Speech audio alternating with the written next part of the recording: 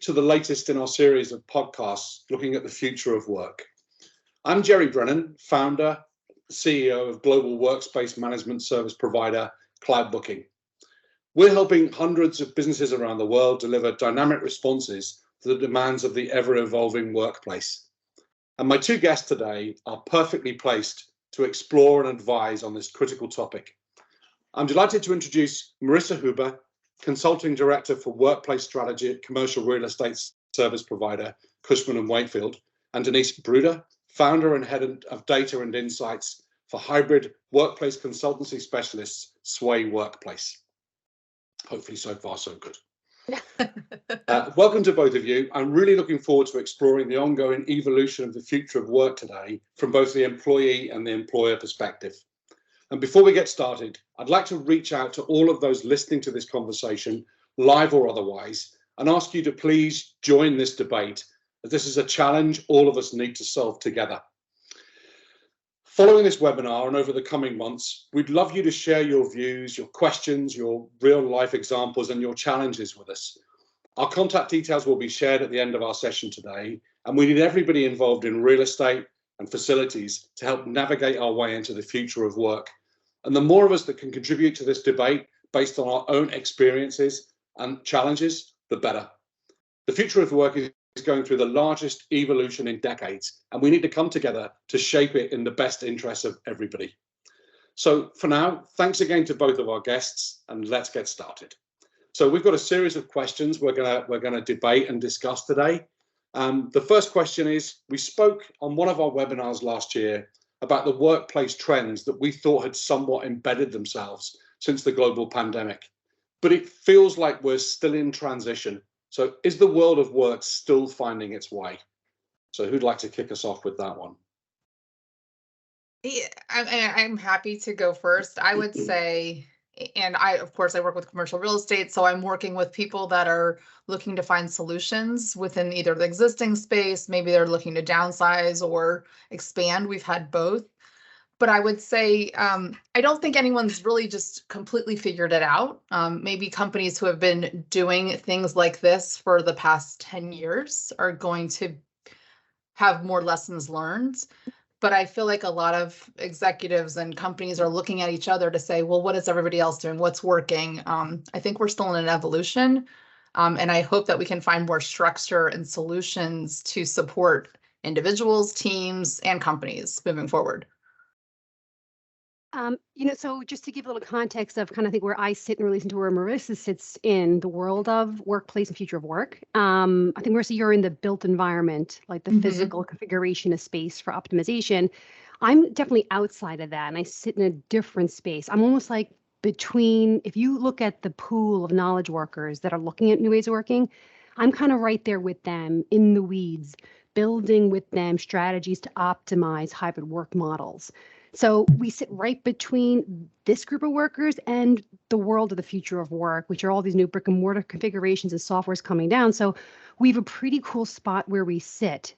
Because we're working with the everyday worker, rebuilding these strategies, we really have a sense for how they're feeling about this.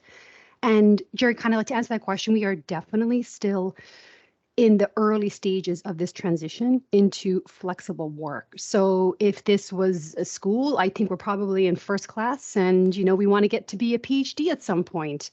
Like that's kind of how early on I feel that we are, because hybrid, as we know it right now, in my feeling is it's a precursor term. We're saying hybrid, which is you've got 1 foot in the old way of working and 1 foot in remote and super awkward, and we can't really stand straight yet. And that's, for me, is what hybrid is today. But we are transitioning into what is hybrid 2.0, a flexible model of work where people truly feel empowered to choose where and when they work in a culture of reimagined trust. And that is not a flip the switch. It is a bridge that has to be built, and we have to walk across it together. But we are just finding where that bridge is together right now, I think, and we're getting ready to walk across it. So yes, certainly an evolution, and I'd say early on in the transition. Yeah. Thanks, Denise. It's interesting because, I've been in this industry a long time, and I've felt this kind of change in the world of work and working habits has been coming for a long time. And I've got, decks that we created back in 2015, 2016 that tried to convince people that the world of work would become hybrid. and nobody believed me. And I think not nobody, but a lot of people didn't. Certainly big employers, with huge real estate. And I know a few of our clients who let's just say renewed their leases on some of their larger buildings in 2019 and probably regret that decision now. And there's a lot of to be factored into the fact that all this real estate is still there. It's still a big part of the workplace and that workplace mentality. Especially in my generation.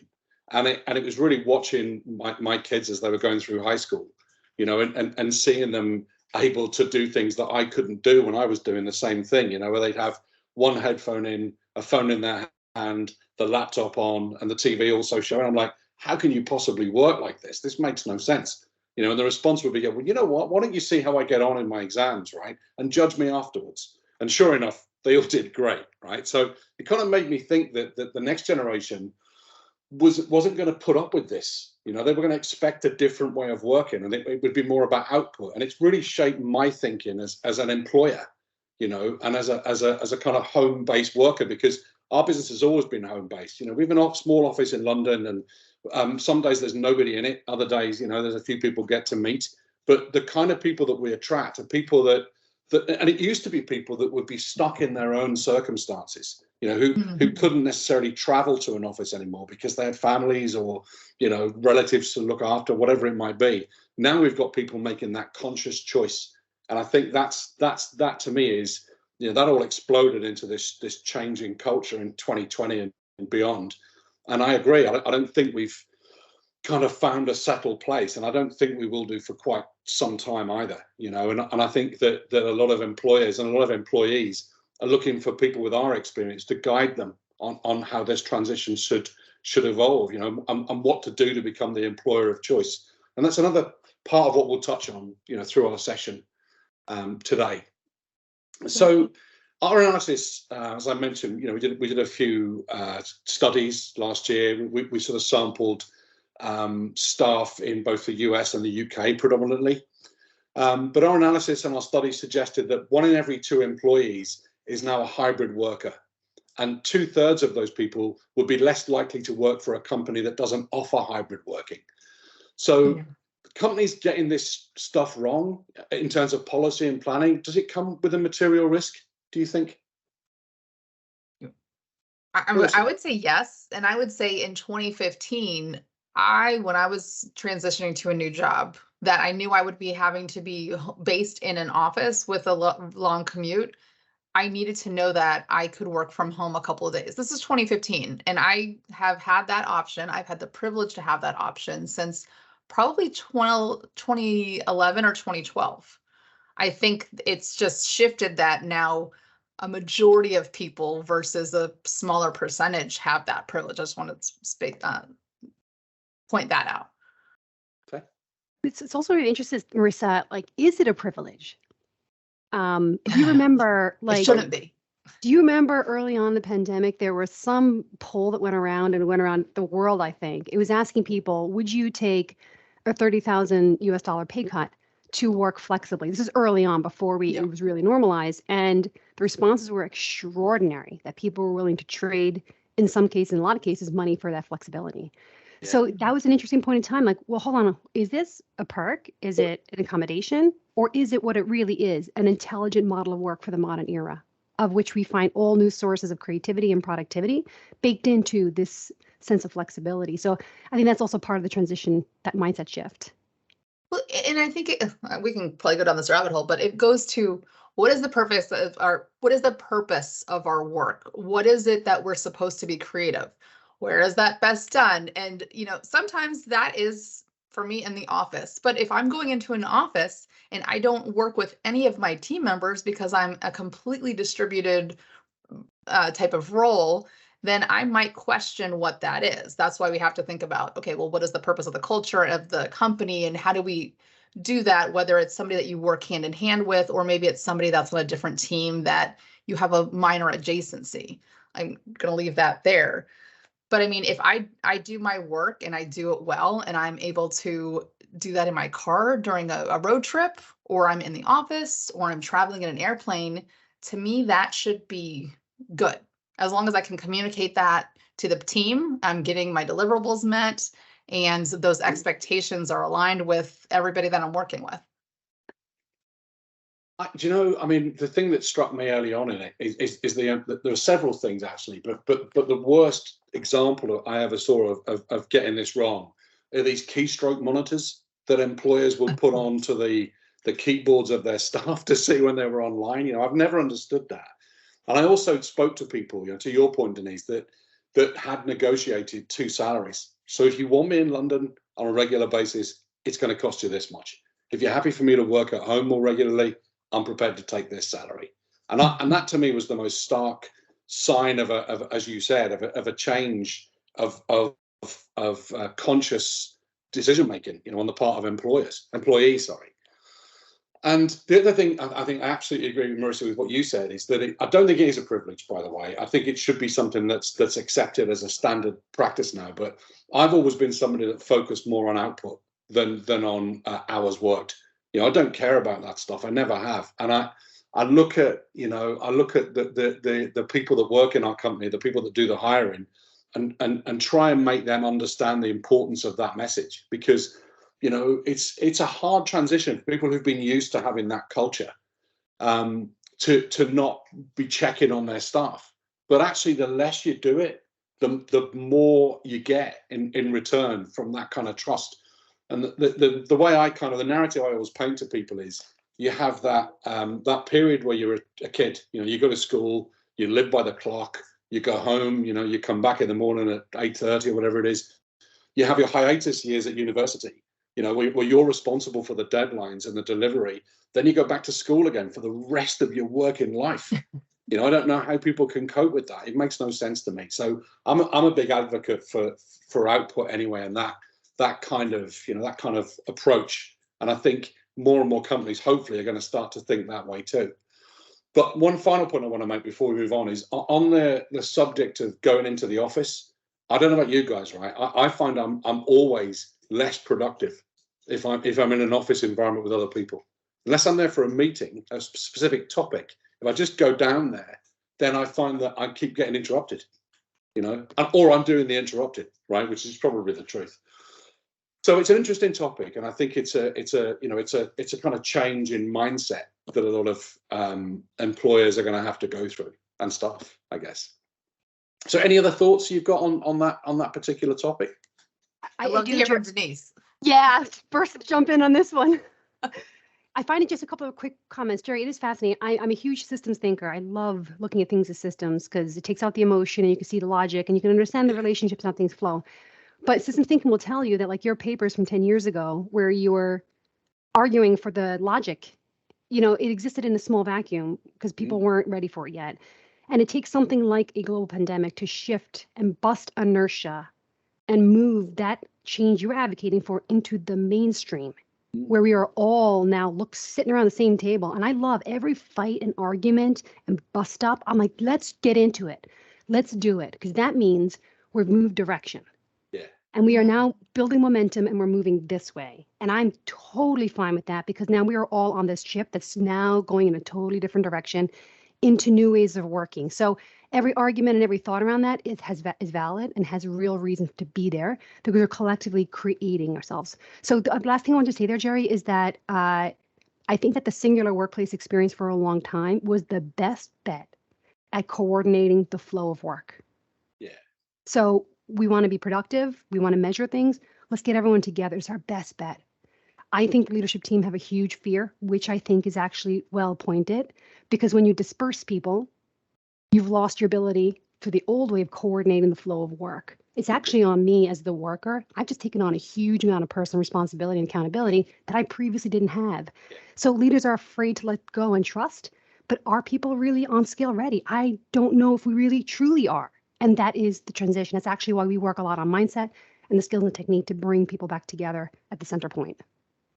And I love that. First of all, I'm a huge fan of Denise as a person and a professional. She's amazing. You know, this is fun to be together.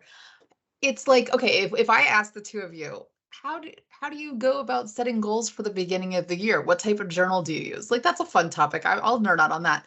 Everybody has a different way, their time management. And I think a lot of it is You know, some days, Jerry, I bet if you and I were in an office together, we would probably not get anything done because we would be chatting and like keep going, you know, and feeding off each other's energy, and that's great. But Yeah. there's some days when I actually do have a better setup in my office. And even though I do have a long commute, I'm lucky that I have coworkers I enjoy talking with. People eat lunch together. Those are nice things that I feel like is happy that it's happening. I can quickly ask my colleague something. She sits next to me. And we'll do that. We'll pull our chairs together and do those. But then I also can have my sit stand desk, and I have a better ergonomic setup in the work, and I can stick my headphones on and just knock things out that I might not at home because I have small kids that even though the door is locked, they might be knocking. But it just depends on like personalities. And I have a friend who is very energetic and she doesn't do well being home. You know, she's like, I need to be in the office, and I'm probably one of the small minorities. But I think it's important to understand like not everybody is like me, and I need to understand that they think differently, they need different things. And if management can understand that as well, everyone's different. We need to figure out what works for us, but then how can we work together as teams? I think that actually leads us nicely on to the next question, which is what new attitudes or operational practices do you both see emerging as the smartest and most progressive companies start to deal with and adapt to this ongoing transition? And that hits right to the heart of what you just said, right? How is the focus all about getting you back to the office, making it a better environment for you to be in, or actually replicating the qualities, the things that you really like about your office setup in your home? That's not the question, but that's just kind of, an observation. But yeah, the question really is around the attitudes or operational practices you both see emerging in the smartest and most progressive companies as they start to deal with this transition. I'm going to go first, right?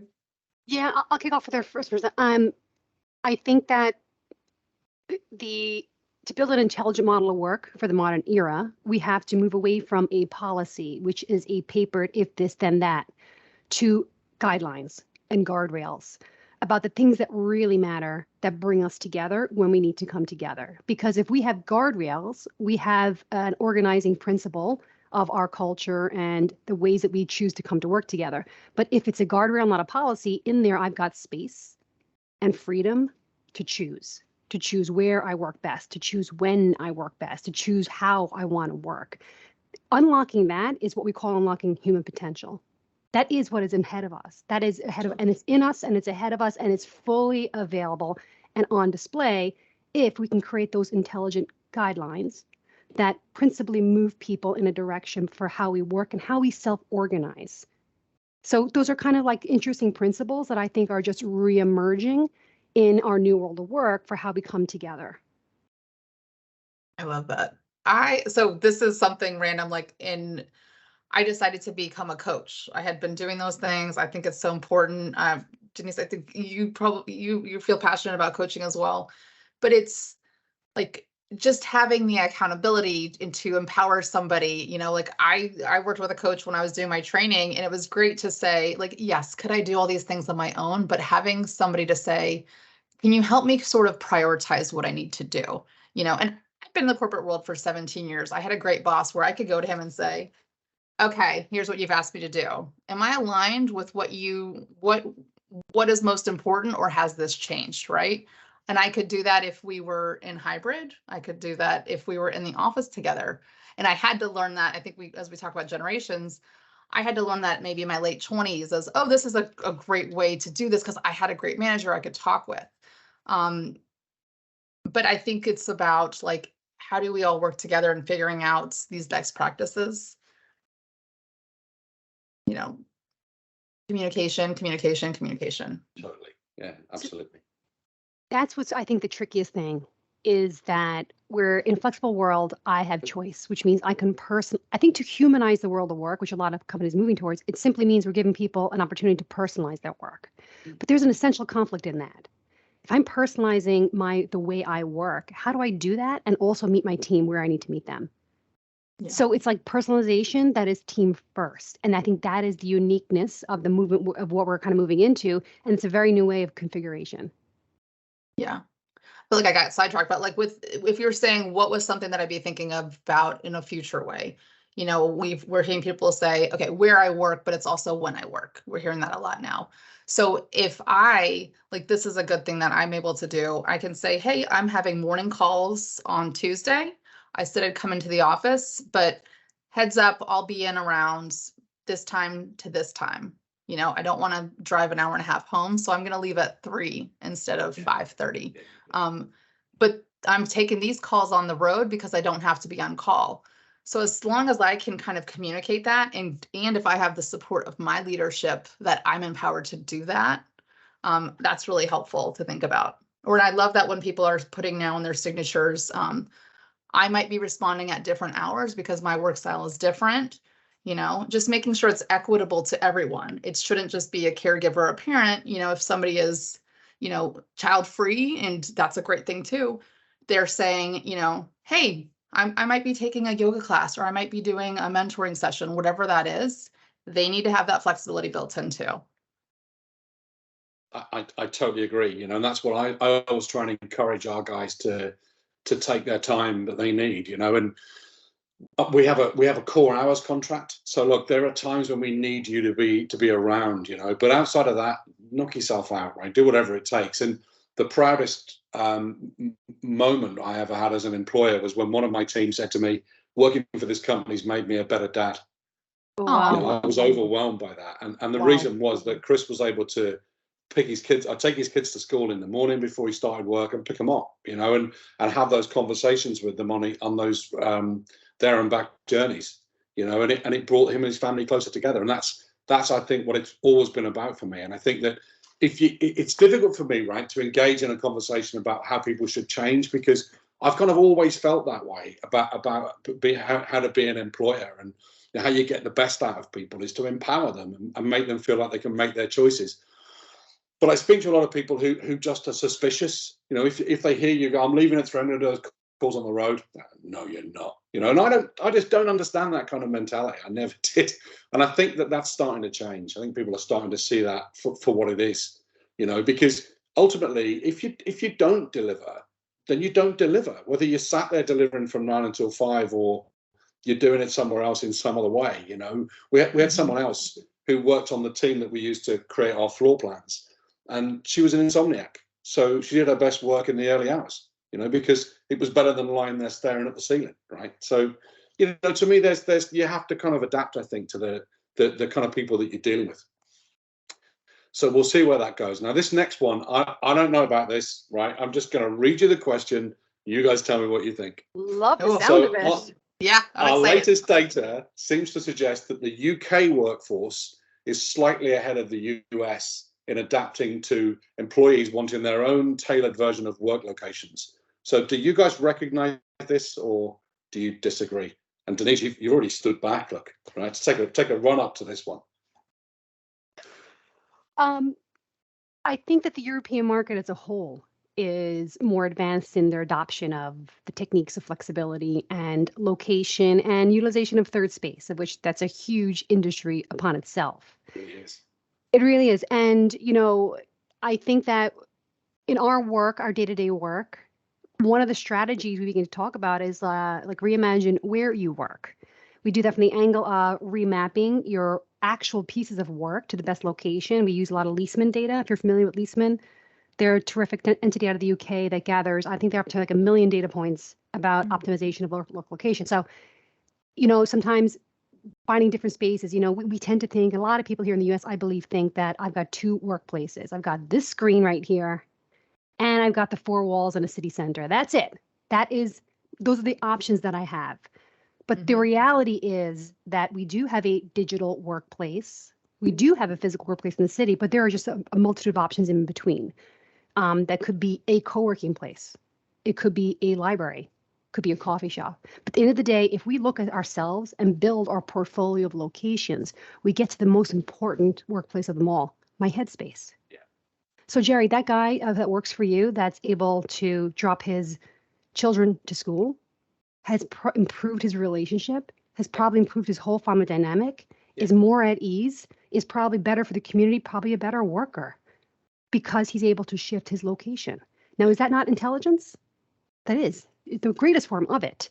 So yes, I think there is likely a divide, the Atlantic divide, between the pace of adoption of kind of the third space and locations. But we'll be catching up soon, Jerry. Don't you worry. We're hot on your tail. Hot on your tail.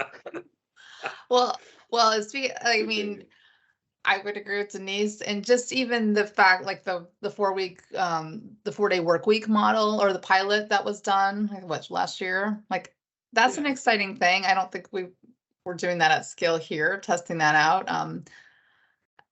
And I think there's other factors too. Like when I talk to my colleagues who are, in the UK, they're saying, well, this is the traffic, or this is, and they're worried about climate crisis and sustainability, which I am too, and I think many Americans are, I hope more are, acknowledging that not everybody might feel the same. But these are important things, and the fact that you guys are thinking about that and talking about it more openly in terms of why I don't want to be going to work, or how is the dress code changing, things like that. Interesting.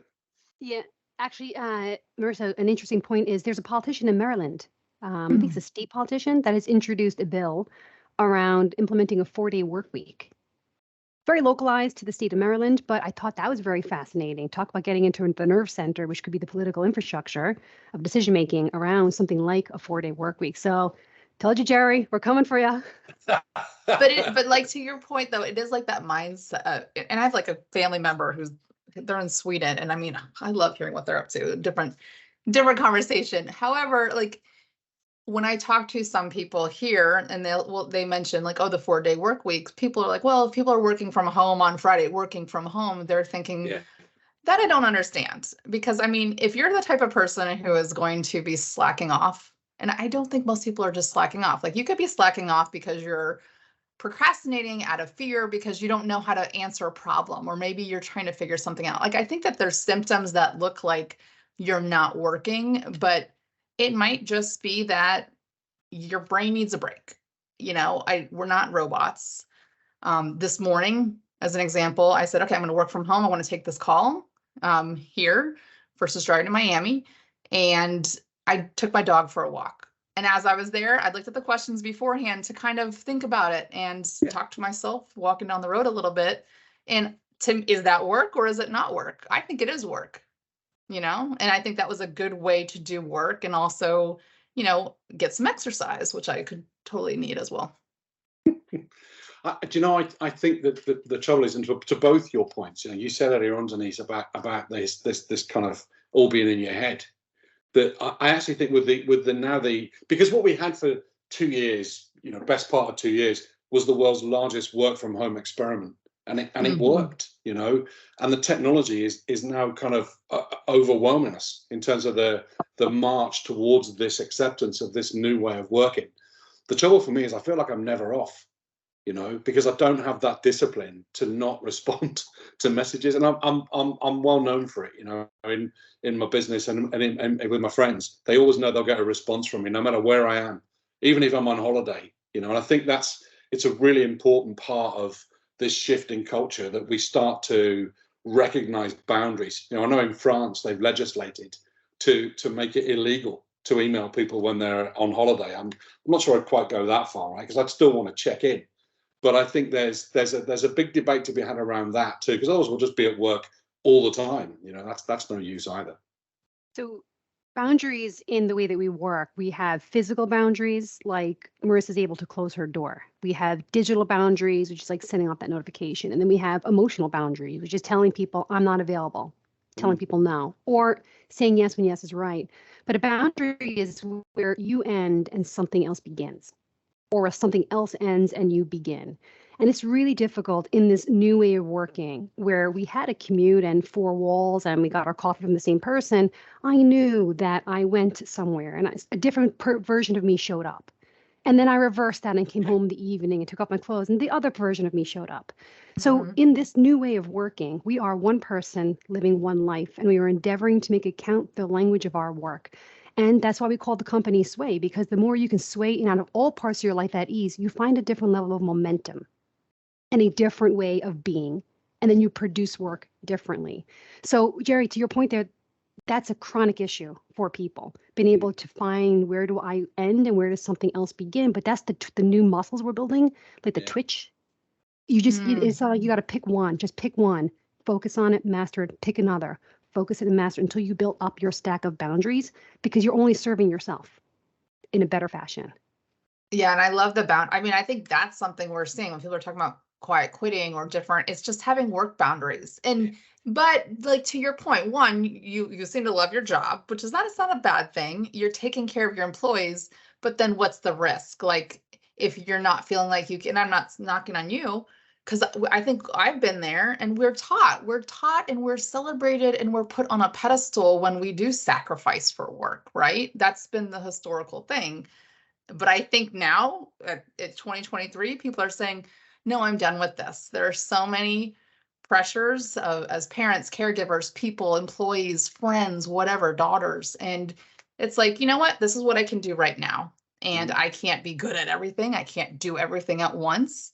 And if I take this email and answer it at 11 at night, which the other night I did look, and then I said, I'm going to wait until tomorrow, because even though this client is important, I want them to know that, hey, I'm going to get back to you Monday morning, like I said I would, and that's an okay thing.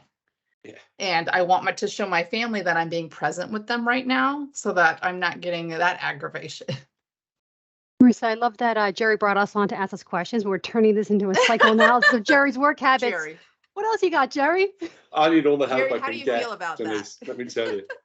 But you know, it does occur to me, right? I wonder how the Ricky Gervaises of the future will ever write a sitcom like The Office, right? What are they going to call it? Teams? I don't know, because that's going to be a tough call. It's going to be a tough ask. But this is, I mean, when I started my new job in April 2021, my entire team was remote. But like randomly, when I was, I used to have an Instagram community where I created a community of artists and started interviewing people, published a book on that. Amazing. So I know that I can like bond and have community and see people in this way. Not ideal, but it's a great way. And I can find friends there. So I think there's hope. It's just about finding kindred spirits. And, you know, I took up scuba diving many years ago, and it's because it's the thing I had to focus on, you know, and I couldn't think about work because otherwise I might forget to breathe or check my, you know, my buoyancy. I don't know. It kind of works, but everything for everybody, right? Okay, so let's move on. The next one's a bit of a long question, so maybe we'll kind of take this in chunks. So are there any other gaps or misalignments either of you see evolving in attitudes towards the remote versus hybrid versus full-time in the office debate? From our survey in 2022, we found that 1 in every 2 employees classified themselves as a hybrid worker, but many employers were yet to recognize this shift. So almost half of senior decision makers, 42% of them, expressed the view that the memory of the pandemic will fade quite quickly, and it won't be long before we revert to our previous working habits. Is this a grenade waiting to go off? Yeah, and there's going to be a lot of shrapnel, so you'd want to be fair. You'd want to duck. There certainly is. There's no idea of going back. There is, you know, that's first of all, you can't in any capacity ever. You can only go forward. Even people that like a Goldman Sachs who has made a decision about a 5-day work week in the office, they can only move forward with their new workforce. Yeah. You know, we just discovered more of ourselves over the last couple of years. And I think that feeling of self-discovery is intoxicating. And I think that people are becoming fascinated by what they're capable of. You can't stop that. You can't go against that wave. You can only build with it, innovate with it, and design around it, and use it to maximize the way that people work to move that momentum into the future. So there's a grenade for sure. If you're opposing that, to me, it just almost feels like physics. You can't win. And it feels like history too. You know, we look through all the major events of the last few centuries, and resistance is futile, right? These things are coming, whether you like it or not. And I think when I look at the past few years, right? You know, you can't put everything back in the box and just say, no, this didn't happen. A lot of things I think needed to happen. And these are good things. Like there was a status quo before. You were expected to go sit in the office. You're just supposed to do what your boss tells you to do. You don't want to tell them if you have a side gig or passion project, even like 5-10 years ago, right? And I would say even we had the Me Too movement. We had 2020 with especially George Floyd and social justice, and right here we've had climate crisis. We are having that. We have COVID. In America, you know, a lot of the elections and the SCOTUS rulings, this has all been like constant level of anxiety for many people. Yeah. And I think as we look at, is this the status quo of how we want to live our lives, when we've been shown, not saying that there's a better or worse way, but there's a different way that we can think of things. And many people have been successful. And if you trusted employees to do their best work for almost 2 years in really difficult situations, and now you're saying, oh, I don't trust you to do that, that feels very unfair. And people are they don't want to be treated like children either. Totally. But I'm not saying that, executives and employees can't have, like, they should have a say as well, but where do we meet in the middle instead of having this tug of war where nobody wins? I actually think the grenade, as described in the question, is perhaps, I don't know, is more subtle than that. From what I've seen from employers, a lot of companies are talking about the workplace moving from being a place of work to a place of collaboration. You know, and we've invested a lot of money in the development of our product over the last few years into the kind of what comes next. You know, and I think our plan is to be as flexible as possible with clients, to keep adapting the service and the system and what we do to wherever this lands. You know, if it ever does kind of finish being in a state of flux. You know, and as you said, Marissa, all the changes over the last few years that you identified suggest that, you know, we're in a period of craziness, right? And who knows what's going to happen. But the grenade I see coming is that in that strategy of changing the workplace to a collaboration space, is that all of the people that don't need a desk, they get one, right? All the senior managers will get an office or a desk to work from. It's the younger generation who live and work in the same single room or the same space on their own, that are expected to kind of continue doing that and won't be allowed into the office unless they're there to collaborate. And to me, that is a grenade that's going to go off and big time in the media, because those people, you know, that's the generation that's already impacted by the property and rent prices and all of the other pressures, you know, that they have in their lives, all that unfairness. And it is, you know, and to add to that, now you can't come into work. You know, all these other guys can, right? But you can't. You have to stay at home. And I just think that that's such a bad idea. And it, you know, we had I knew one company that said they wanted to really think carefully about the structure of how their office works in the future, so they could avoid the spectre of all of their staff queuing down the road because their passes wouldn't let them come in. And I'm like, what is this, the 18th century? You know, really? And I think it's because people didn't know what to do, you know. But I think those attitudes have to change. That's my view. Yeah, I mean, like, not everybody can afford a home where they have an office for themselves. I mean, I saw some statistics like saying was like 61% of Americans are living paycheck to paycheck. I believe it. You know, 100%. Daycare, you know, all the different things, rent, you know, food prices are going up. How do we make things more fair for everybody? But we ask that data point, actually. I ask every single time of any form of leadership, and I give them a statement to qualify, and it's about the condition of the work from home experience and the environment, which could be not only the technical, but where am I, what is my noise and distraction strategy, all of these things. Very, very few, I would say a very small percentage of leaders that we've worked with, and I mean individual managers, have an awareness for where their people are when they're not in an office. And to me, Jerry, I think that is a grenade. I think that's a huge grenade. It is wherever we work, it's an extension of an HQ. And it goes back to the point earlier, like of all the different, our portfolio of locations and our portfolio of workplace has to all be taken count in one strategy. Because the grenade is, if I don't know where my people are and the environment that they're within, I cannot help to influence the conditions of their work, therefore influence their behavior, hence drive their performance and reach productivity. So again, this is the idea of maturing into a flexible work model. Lots of little things that we have to look at, but that's the space issue is a huge one. Yeah.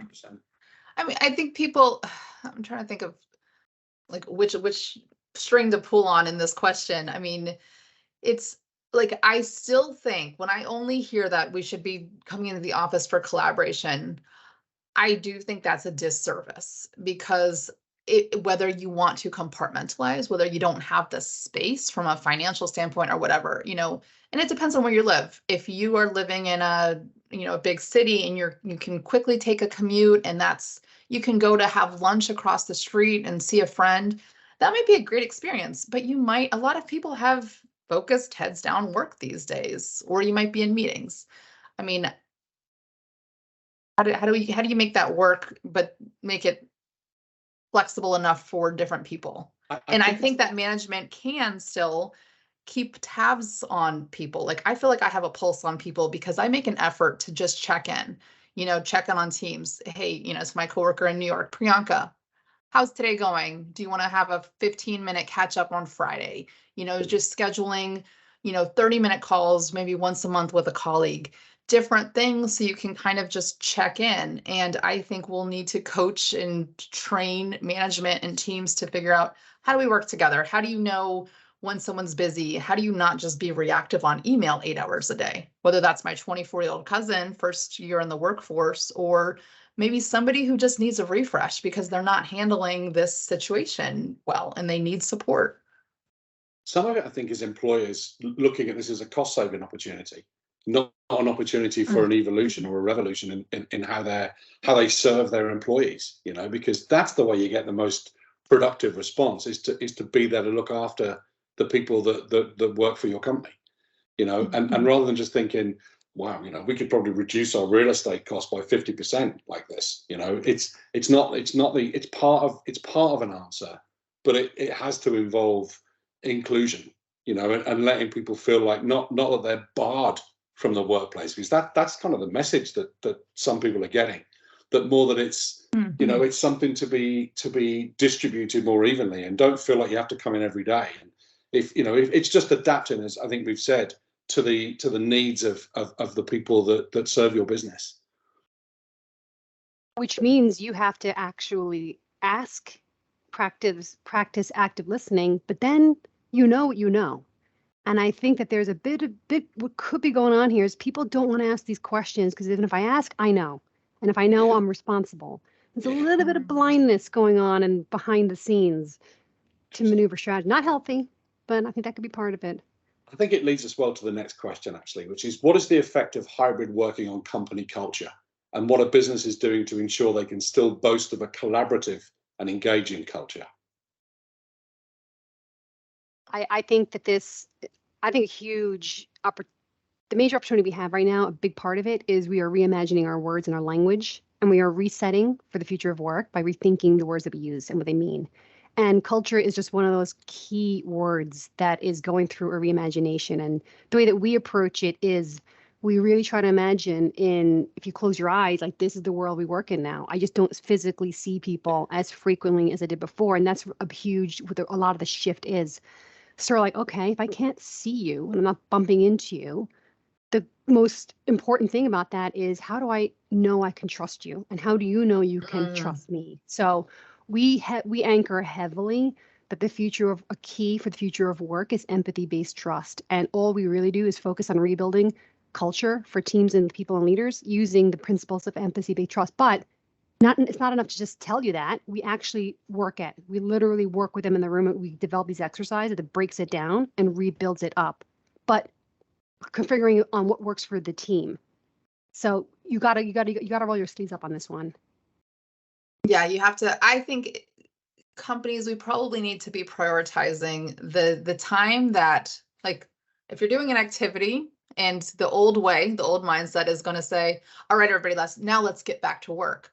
I think that this team building, even that the small talk, but in energizing real ways, like how we are hearing about you scuba diving. I'd love to hear more about that. Like, that's something where I'm getting to know something about you And we're starting to strengthen our bond so that if I have a question and I need to call you about something I'm stuck on, if I've never spoken to you more than once, it might be awkward. But if I'm like, hey, Jerry told me about scuba diving and how he has some trouble shutting down at work. Thank you for opening up and being vulnerable. I can be like, Jerry, I'm having trouble. Can you talk this over with me and give me 5 minutes of your time? Like, we have to strengthen those bonds, whether that's in person, whether it's flexible, whether it's somebody that I will never meet on the other side of the globe. I did that at Cushman when I was new to the team and I could see, okay, there's all these different people. I'm extroverted enough that I can talk to people, but I see them all feeling a little lonely. So I said, all right, I'm going to do I called it virtual think tank twice a month. I said, I'm giving you a reason to be here. It's 30 minutes every other week. Anybody can come. And it's a safe space where and I gave them an assignment because I used to go to knitting circle. I'm thinking, okay, if you have a reason to come and you're not going to have to be responsible for making small talk and getting anxious about that. And I'd say, okay, we're going to test out this icebreaker. We're going to do a survey on it. This is research. And I did it for a full year and I could see that I stopped doing it. I need to reinvent it. And people are like, hey, we missed it. Are we just still doing that? What's going on? But I could see that people were starting to bond a little bit. And that felt really good because those people would start reaching out to each other and asking for help or just knowing people better. Creating connections. And they're all over the country. Yeah. But when I met a few people in person, I felt like I was just talking to a friend. It's another question I want to bring in here because I think we touched on it a few minutes ago as well, but it's around the same question, but with regards to big issues like worsening mental health in the light of feelings of loneliness and loss of a sense of community, especially, but certainly not exclusively in young people. I think it's almost the risk is that we only focus on young people that are affected by it. I think in some cases it could be worse for older people who were much more used to that way of working for 20, 30 years, and then suddenly everyone's asking them to make that change. I think there's a lot of changes here for a lot of people that we need to consider. So what are your thoughts on that one? We just wrote a piece of work on Esther Perel is this leading psychotherapist on relationships. And she has this leading statement that the quality of your relationships is the quality of your life. And I really found that really interesting. I started digging into it to really get below. And it's like, that's so interesting. And then I started looking at the theories of absolutism and relativity. I'm like, wow. And then I really started digging in. I was like, whoa. So all we have are relationships. The relationship that I have with Jerry, Marissa, that's it. All we have is a stack of relationships. So there's something about relational intelligence and understanding how two things come together to produce or create something.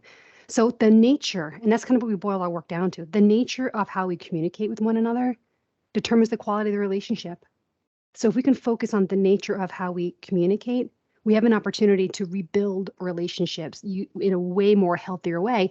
And I think we have to totally reimagine that in a world where we just don't physically see people as often as we used to. We're energetic beings. I can imagine if Marissa and I got into a room together, I think it would be like, how like if a bomb went off, the light would be so bright, our energy would connect, but whoa. One day we transmit energetically, and when we don't have that, how do we connect? So we have to reimagine what that means, how we do that in this new way of working. Yeah, I mean, same. I mean, I think of LinkedIn. If I'm feeling isolated or lonely or like needing to be with somebody, I know I have a bunch of friends on there that I've met who are kind of kindred spirits that are interested in this. And my husband, he's a painter. He doesn't want to hear about like, listen to this stat, But I mean, I can pull my chair over to my colleague Ava. I can, share about it with some of you guys. I think it's how do we use technology as a medium to form friendships and connections so that we're not isolated? I mean, I did that with Instagram in 2015 with a lot of artists who are working in their studio. They wish they could be together. They don't have friends in real life who get it. And I think as we look about the workplace, okay, all the generations we've talked about, I do wonder if, say, younger people, who are the first person that they're going to call? Maybe their support system is on their phone. It might be their friend group or the people, maybe it's an old professor. Hopefully they will have the mentorship and stuff to embed themselves into their new workplace. But we as, leaders, as older people, I think we need to be open to that. And we also need to be open to learning from younger people too. The new way of working, I would love to talk to like a bunch of kindergartners and say, where do you want to work? That'd probably be a better reimagined workplace than anybody we know, in my opinion. Be a fun conversation, that's for sure. I know, I might go ask at my son's school, but when you think about it, because we have to unlearn all of these expectations we have to come up with a new idea. We're already biased. Like, what would really work? So I've got a bunch more questions to ask, but are you guys okay to hang on for a little longer after the hour? You just want to hang out with us because we're I love it. balls of It's great life. fun. Say it, Jerry. Of Say it. course. Admit it. You got me. Balls of light. Is that okay? You all right to continue Yeah. through on? Totally. Okay. All right. Good. No, really, really good stuff. And I think to move on to the next phase, so far we've focused largely on the present scenarios and this kind of evolution to where we've got to so far. But if we look ahead into the future and try to cluster together all the relevant trends, new generations wanting employment and work to work better for them and fit into their lives in a more adaptive manner, what workplace strategies for the new era are really interesting to you both at the present time? Denise, you're keen to go first. I can't wait. Okay, let me lay it out for you what I think. I am not a technology person from the point of, I think a lot of technology, we spend so much, millions of dollars on technology that ends up in the heap because we're usually developing different versions of the same thing, blah, blah, blah, so on. I am fascinated by AI and the impact that that can have on the way that I work. I cannot wait. I'll be first in line. I will be an evangelist for it because unlike a technology platform where I have to go somewhere to do something for somebody else, it's coming to me. It's simplifying and it's automating and it's helping me do my job. It's helping truly work smarter and not harder, which is one of our major missions at Sway. It's simplifying the way I organize, but it's up to me to do it. So it's going to make me a more intelligent person by implementing AI into the way that I work. So I know ChatGPT has kind of gone mainstream and AI has already had several winters over the last several decades, but something's obviously changed. I'm pumped and excited for the innovation that's going to happen in AI. It's going to be at my fingertips because I think AI is the new electricity. It's going to power everything that we do, and it's going to help us achieve our mission, which is like helping slow down, spend more quality time, and really figure out like who am I and why am I here, and make better decisions about where we work and spend our time and energy to have more feelings like Jerry's worker who can now drop his kid to school because maybe he saved some time in his day because he used AI to automate a function and do it better. So I'm all for that. And whatever people feel like, it's not going anywhere. Or yeah. I'm trying to think like, no, I told somebody who was trying to write their bio, I said, you should check out ChatGPT at least to give you like a rough draft. Like I do write and I enjoy it, and if we were saying like, is this going to replace everything? But I feel like if you're doing like, if you're a copywriter and you're paid to do that and that's like your creative talent, that's different than I need to get some basic, framework to get that. And that's where AI can be useful, or even just outsourcing some of those tasks that are like, you think about people used to have a virtual or an assistant, and then it became, there was less assistants per people, and you have, vice presidents having to do their own expense reports. Now we'll probably have AI to do it, right? Or something. That wasn't what I was going to answer. I'm almost interested in seeing how we create opportunities for people to kind of like, we're saying, like designing your life in a way. I want to live abroad, in Italy for one summer. And I suggested this to my former company in 2015. I was like, you want to attract young people? You want to attract people to do this job that like I was doing occupancy planning, and it's not the most, if you want to be an interior designer, occupancy planning it's a great career and it's so in demand all the time, but it might not be like, oh, wow, that's exactly what I want to do with my life. So I said, what if you say, do this for a year and you can go study for 3 months and you can work remotely at our office here, or kind of think of cohorts, like bond people together by having intentional activities or these collaborative training sessions, almost like conferences. Like attract the people that you want, give them, dangle these carrots that they really want that would be a benefit to their lifestyle, not to like bribe them necessarily, but creating these like win-win situations, you know? Or I don't know, if you want people to go into the office more frequently and they can't afford to live in that city, you know, have affordable housing as part of a perk, perhaps. Are there hotels within office spaces that you could say, you know what?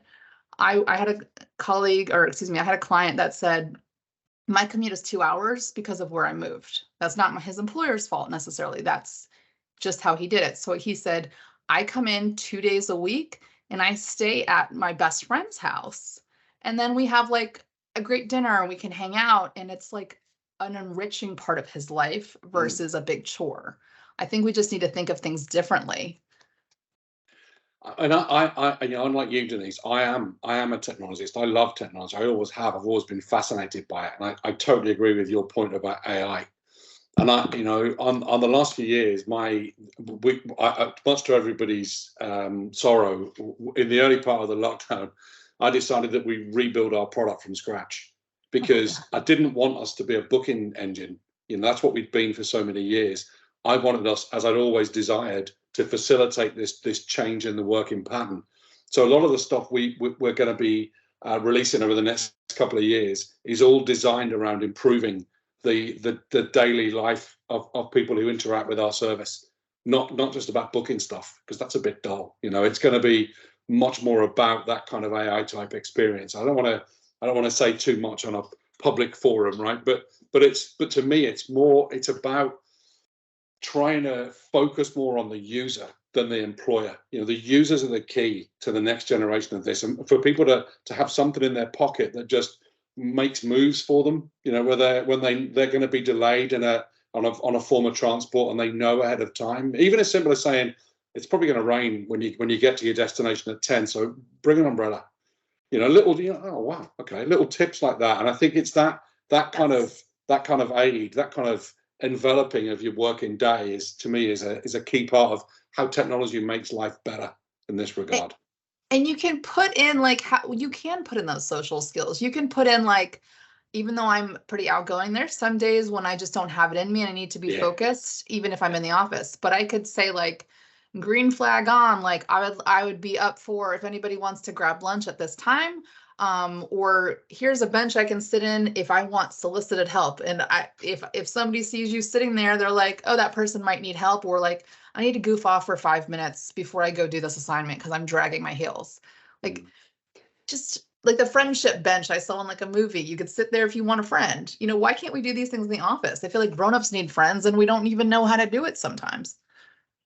Jerry, it's like we're moving from products to experience. You know what I mean? Like, 100%. So it's like with your old technology, I would use cloud booking to book space. But what I don't really need space. What I need is a seamless day. So what if I could go into cloud book and say, hey, Jerry, I need to talk to Marissa sometime around 2 o'clock to solve for this. I also would like to get lunch, a healthy lunch, eat this. And I'm not sure how the weather is and what time I should leave and come back. Can you help me with that? Now you're really helping me. And if AI can connect those points that already are out there, now you're really providing an experience. And then it even tells you, hey, Denise, you wanted to meet with Jane if she was available. And guess what? She just popped in. Why don't you grab 15 minutes with her? Because she's so much fun. Yeah, you're right. Even to the point where you get an inquiry on the train on the way into the city, when you're heading for the office, to have almost like an AI, like they used to do in TripAdvisor, right? Where you can put it up to the skyline and say, I need someone who understands this topic. Yeah. You know? And so, oh, there's a colleague of yours in this building, head in this direction. There's a desk near them. Should we book that for like 10:30? Mm-hmm. You know, or they might be on the train with you.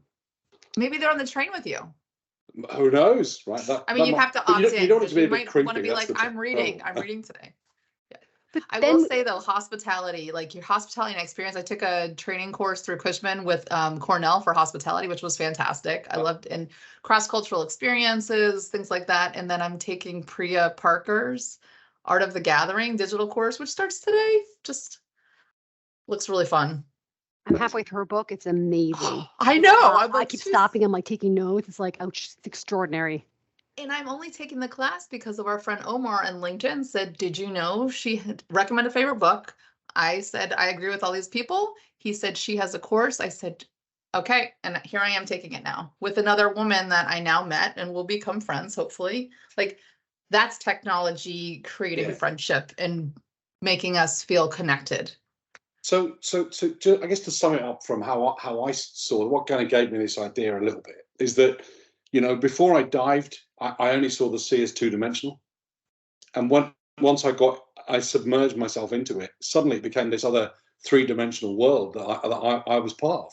I wasn't meant to be in it, but there I was, you know. And I think it's the same thing that to me, it's almost like things like LinkedIn, those other services are the two-dimensional world that we occupy now. And it's what comes next turns that into something living and breathing, you know, where you And the encourage those belonging. communities to actually meet and get together and, you know, exchange in a more meaningful and purposeful manner. Yeah. So, Denise, sorry, you were going to say something else. So all of that's out there, like those data points, they're floating around us. Like Yeah. that's all. It's like we live 100%. through To be our tapped five into. senses. What can I see, smell, touch, taste, hear? We live through it and we get boxed into it. And when we work so inefficiently like we are, we're so burnt out, we can't even creatively think about what else is out there for us to do. So that's why I like the AI. I'm a 4-day work week to a 4-hour day, 4-hour work day. Amazing, because we're doing such quality work in those 4 hours. We figure it out. So I'm hopeful and optimistic for the future. And Jerry, get going with that technology bill. I think it's something we all need. Well, I'll and the keep in last touch thing with you is on it. with, I think like the scuba diving, once you became part of this world, like you opened your eyes to something else, you had this sense of like excitement and belonging. And then when you talk to another scuba diver, what does that feel like? Like all the neurons firing and what? And I think like to your point about the 4-day week or 4 hours or how, you know, things like, why do we have an 8-hour day? What is the point of that? However, sometimes I'm working 12 hours, sometimes it might be 4 and I can get my best work done. What are the things that light us up that we're doing outside of work? I think that's a big part of wellness. That's why I'm an artist. That's why I do passion projects. And I always tell people like, maybe your job is not your vocation. If you're in the percentage that is, that's wonderful. But I don't think anybody is a failure because your job or what pays the bills or what supports your family is not the thing you want to do most with your life. It could be that you love, you know, rock climbing or, you know, hiking, or you're really into, you know, bird watching. But find those things and find time to spend with that. And I think that's going to also help us to have more engaged and happier employees because they feel whole as a person. And I go back to what you're saying, Denise, like we're showing us as ourselves. I do think that is a privilege to be able to do that. And, you know, hopefully more people can do that because it feels better. And I think it's actually when you're released from the, you know, the 9 to 5 thing or the commute, whatever it might be, to have more freedom. It's actually when you do your most creative thinking, when you're in a place where your mind's open to new ideas and new thoughts, you know. And I try and take myself off when I know there's something here at the back of my mind, you know. I'll go for a wander and think to myself, right, what am I trying to figure out here, you know. And I think that's you have to go with the flow and not suppress that stuff. It really matters. Well, ideas come to you when you're washing dishes or you're taking a shower or you're like taking a walk. Yeah. Okay, so here at Cloud Booking, we're going to be spending time this year talking not just about remote, flexible or hybrid working, but hybrid living as well, which I think is a really interesting topic. We think trends have moved again, you know, even since last year, and that more and more the war on talent is going to be fought on the notion of enabling employees to succeed in their roles while fitting around their increasingly complex lives. And do you see this as the way things might go? And, you know, anything, we talked about this a few minutes ago, but anything further that you'd like to elaborate on in that regard? Because I think just before we get to the answer, I think just one of the points that you made, Marissa, about the person you know that would commute in to stay with a friend, yeah, that's becoming a bigger in cities like San Francisco. You know, regular folk can't afford to live in those cities, right? So I don't know how we square that circle, but we do have to come up with some creative, you know, ideas here. And here in the UK, we've got a lot of high street stores and malls closing, you know, and I've almost got an idea that you could repurpose those places for living, living and Yeah. working spaces with all the facilities on your doorstep. And a tie into the community, I think, which would be important, Yeah. like, Yeah. I'm in the US, we have in Florida, oh my gosh, tons of malls and stuff. But you think about how can you bring that in with, make them thriving areas. Mm. I was thinking about it when you just mentioned, like when I lived in Philadelphia, there were some people who would maybe have like a small studio and they would commute up to New York and they might be there for a few days and then come back on the weekend.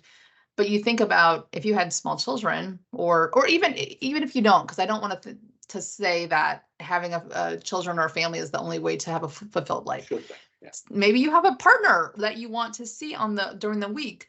Having options of flexibility means that you can see the people that you love more. And after we've been all together, which can be difficult at times, especially with those said small children. Yeah. I mean, but you only have so much time here, and you do want to be with the people that you love, and it can get depressing, no matter how much I love my coworkers, to think if I had that typical Monday through Friday, 5 days in the week, that I'm going to see them more than my own family. Like that wears on you, I think, over time. Absolutely. I think the future of work is the future of living. I think we're seeing the same thing. And to even go beyond that, I think that we are getting back to our basics. We're not human doers, we're human beings. We're designed to be. And I think that is a major thing that we are kind of seeking out by the way that we work, which includes where we work. And I think there's a huge shift of localization away from urban centers to local communities, wherever that community may be. And that's really powerful because most communities are not set up. Most communities are designed for linear thinking. And I think that in a localized setting, we're going to become dynamic thinkers and live in dynamic places. So as opposed to like going to the city, so I live 45 minutes outside of New York in a suburban place in the state of New Jersey. And I'd go to New York for certain kinds of arts, certain kinds of culture, certain kinds of restaurants. There is something shifting in my own local community where the energy and people, because if people are spending 60 to 80% of their waking hours here, which is up from 20%. Mm-hmm. Not only is my whole economic engine living in my local region, but as is all of my energy, my thoughts, my ideas, my ability to meet with people. And now we're all starting to see each other mingle. And I think that what's going to happen locally in communities, I think we're going back to basics. We always lived in a community. Previously, we were all about communes and community. We moved away over these last several decades. And I think that we're trying to work back to the principles for a modern age. So I'm really excited for what's going to happen on the local level and what it can mean for us as people being neighbors to each other and solving problems together, as opposed to reliance on these large corporate structures or government structures that simply can't do it anymore. There's a lot on us, and I think that we have the potential to get it done.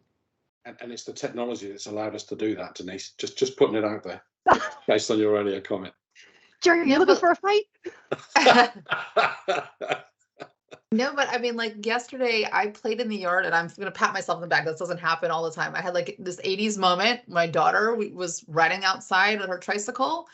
The neighbor across the street that we chat with, and like he sent his kid and he played with us. Oh, amazing. So my husband, my son was on a video game. Okay, he's 10, but he's like, I don't feel like it, but we had this nice moment with like the neighbor's kid, and I thought that was awesome. Back to like designing though, as we think about like what are we doing with our time, I do think it's like I love the local community idea and having plus you're investing in like local restaurants or bringing things in and you're walking or being able to ride your bike to somewhere that's closer. And I think people expect more. Like if you look at the younger generations, like I look at my younger cousins, their expectations of a curated experience, like our bar was low. I don't know if we were just like starving artists or whatnot, but they really want these nice things. They want a good meal. They're willing to pay for that. And how can we recreate these things? Makes sense. Okay. I guess that's us at a wrap. Aww. So thank you both so much. It was not really, one more really question. Enjoyable. That was like an hour and 20 minutes, right? I'm like, one more song. I come on, like last thoughts. I'm like, oh no. Yeah. No, that was really, really enjoyable. Oh wait, can I say one last thing on hobbies though? Yeah. I do think that and I'm an Xennial, so I'm like that last bit between the Gen X and right before the millennials. Like I had the analog childhood and the technology, or I had email when I was in college, but I had to go to a computer lab. I still feel like I love technology and I can use it and I feel comfortable. And like as we think about skills for the workforce moving forward, I think it's like, what skills do we have and how can we apply it to any job? I never thought I would use videography and storytelling to do workplace, but I was asked to go shoot video for the NFL, who was a change management client. And I got to like produce a video for change management, having people like jumping off of things. It was so much fun, but that's because of a specific skill. So I think it's like what we do is going to shift. It's not going to be you're doing this one job. It's who's good at what and what are we willing to learn? You know, why can't we want to learn different things at our current job? And that's encouraged maybe 10, 15% of the time and invested in. And that keeps people more engaged and it's flexible. That's a huge future-proofing strategy. So part of one of the things that one of our areas we write on is really encouraging people to take their resume, to disassemble it and to build it back up again in a skills portfolio. Ooh. Like if you want to be employable in the future, you really want to mitigate your own risk. That's an essential to have that version of your past experience. No one cares. I used to work at Goldman Sachs for 10 years. Who cares? What did I just tell you? I mentioned Goldman Sachs in 10 years. Who cares? I haven't told you anything. But if I can bust out the specific skills and my mastery of them, and then link it to a project I worked on and a particular outcome, you know everything you need to know about me. So I think that the skills orientation is hugely important because we are facing an enormous skills gap here, for certainly in the US and I guess globally as well. And there's a lot of work that could be a whole different webinar, but there's a lot of work we have to do on that. But there's a lot of two with us. I think a lot of future proofing. Yeah. No, but you're right. Actually, I've never thought about it in those terms, Denise. That's a really interesting way to look at the skill. Because I whenever I interview people, I don't do it that often, but if they get to me, I kind of assume that, you think this is the right person, they've got all the skills, and I focus more on them, not their career history. Tell me stuff about you. Tell me something interesting. What are your hobbies? What do you do when you're not at work? Tell me more about yourself so I can get to know their cultural fit. Because the skill set, like I say, I'm assuming that's a given, right? But I want to know who they are. I want to know more about them. And it shows you potential, like that you could, and I published a book, but not because I'm like, oh, I'm an author, because I've set my mind at something. I met this random person on Instagram who became my business partner. We have met in person 3 times, but we were able to execute an idea from this crazy vision to here it is in your hands. And to me, that shows a lot about somebody versus, where you went to school or what grade or what your GPA was. Can you finish something? Yeah. So Marissa and Denise, thank you so much for engaging with our audience today and with me. I've really enjoyed spending this time with you and getting to know you better and your really interesting and insightful views on the future of the world of work. As I said at the outset, anybody that's listening either live or subsequently, please share your views with us. Please let us know what you think, add your ideas. Let's encourage everybody into this debate. I think, as I said, the more of us that engage with it, the sooner we'll come up with a set of answers that move us forward. But for now, thank you everybody for watching. Again, thank you, Marissa and Denise, and enjoy the rest of your day.